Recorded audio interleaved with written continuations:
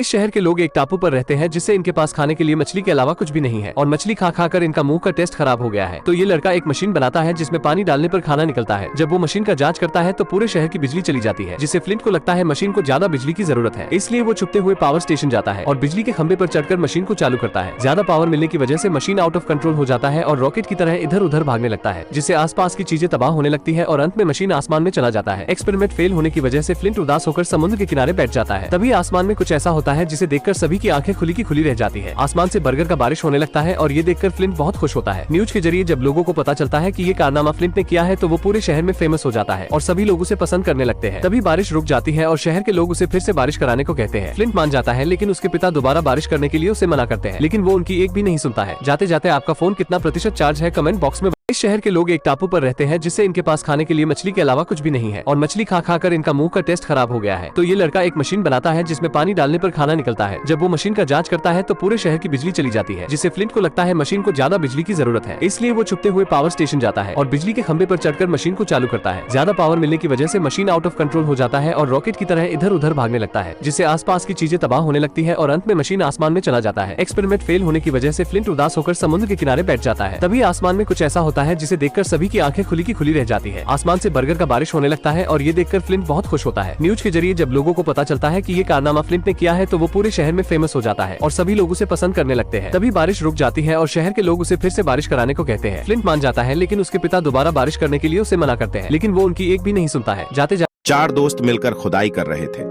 तभी उसमें से एक दोस्त को बहुत सारा पीतल मिलता है।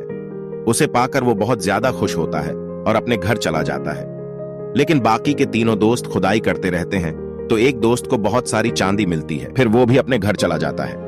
लेकिन बाकी के 2 दोस्त भी खुदाई करते रहते हैं। उसमें से एक दोस्त को बहुत सारा सोना मिलता है, जिसे देखकर वो बहुत ज्यादा खुश होता है और पहले दोस्त से कहता है कि तुम मेरे घर चलो, इसमें से हम आधा आधा सोना बांट लेंगे। लेकिन पहला दोस्त बहुत ज्यादा कंजूस था।